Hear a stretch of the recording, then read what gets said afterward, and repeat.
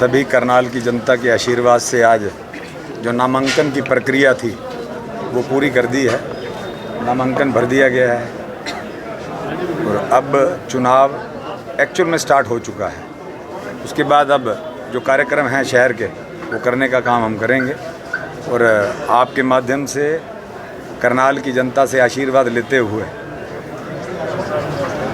उनसे ये अपील करता हूँ कि सारी चीज़ों को देखते हुए आपने अपने भाई, अपने बेटे, क्योंकि जो आपकी हर समस्या को अपनी समस्या मानते हुए सॉल्व करने का काम करता है, आपका बेटा, आपका भाई मनोज मेयर पद के लिए प्रत्याशी के तौर पे आपके बीच में है। कांग्रेस पार्टी की तरफ से आप ज़्यादा से ज़्यादा आशीर्वाद देकर, ज़्यादा से ज़्यादा मत देकर अपने इस बच्चे को, अपने भाई को मेयर पद के लिए नॉमिनेट करें, चयन करें, ताकि जो पिछले 13 से 18 तक मैंने आपकी सेवा की है उससे और ज़्यादा सेवा मैं आपकी कर सकूं। मुद्दे क्या रहेंगे सर अब की बार? किन मुद्दों को लेकर आप बताना? देखिए, बहुत सारे मुद्दे हैं शहर में आज की डेट में। सबसे पहले तो ट्रैफिक व्यवस्था, आवारा पशु, आवारा कुत्ते, आवारा बंदर, सीवरेज की समस्या, पानी की समस्या, ड्रेनेज की समस्या और समस्याएं ही समस्याएं। बड़ा गेट छुटवा दो। बहुत ज़्यादा काम करने वाला पेंडिंग है। हालांकि 13 और 15 के बीच में शहर की दिशा और दशा को सुधारने का काम तो किया था। सौंदर्यकरण में भी कोई कमी नहीं छोड़ी थी। स्वच्छता में भी पूरे हिंदुस्तान के अंदर हम लोग दूसरे या तीसरे नंबर पर, जो आज पिछले 5 साल के अंदर 115वें नंबर पे करनाल हमारा शहर पहुंच गया। डेवलपमेंट में जो पैसा लगना चाहिए था, जिस प्रकार से पिछले कुर्सी पे आसीन नगर निगम के, जो मैं तो चेयरमैन ही कहूँगा, मेयर कहूँगा, उन्होंने जिस तरह से लूट की है, भ्रष्टाचार किया है, करनाल की जनता सब कुछ देख रही है। उन्होंने नहीं छोड़ी, एक ईंट में भी जहाँ कमीशन मिलनी थी वहाँ भी नहीं छोड़ी। कुत्ते को उठवाना था, कुत्ते की नसबंदी करवानी थी, उसमें कमीशन नहीं छोड़ी। उन्होंने बंदरों को उठवाने में कोई कमीशन नहीं छोड़ी।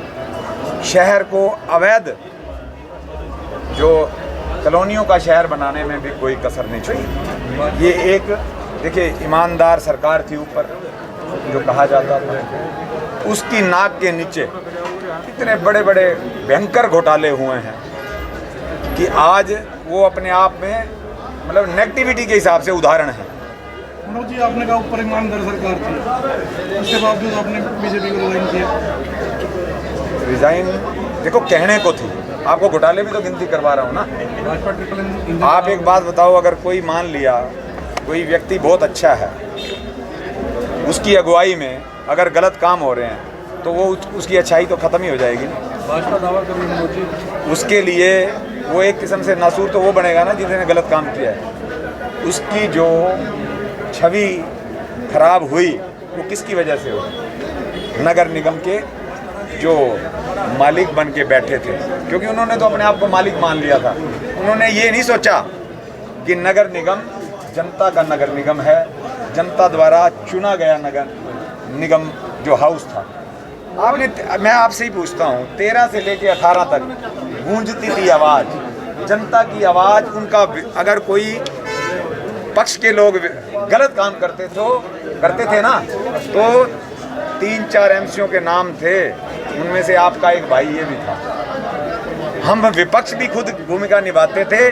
जो लोग सत्ता में बैठे थे, उस समय मैं भी डिप्टी मेयर था, हमारे उनसे विचार नहीं मिलते थे, लेकिन उसका विरोध करके शहर के विकास के लिए, शहर की डेवलपमेंट के लिए, जो बिना किसी पक्षपात के, बिना किसी का पार्टीबाजी देखे हमने काम किया, शहर का डेवलपमेंट की, वो जग जाहिर है। वही काम दोबारा से होंगे। आप करनाल की जनता आशीर्वाद देगी, आप भी अपने माध्यम से जनता से आशीर्वाद दिलवाएं, ताकि एक स्वच्छ सरकार करनाल की लोकल सरकार बन सके और हम पूरी ईमानदारी से काम कर सके।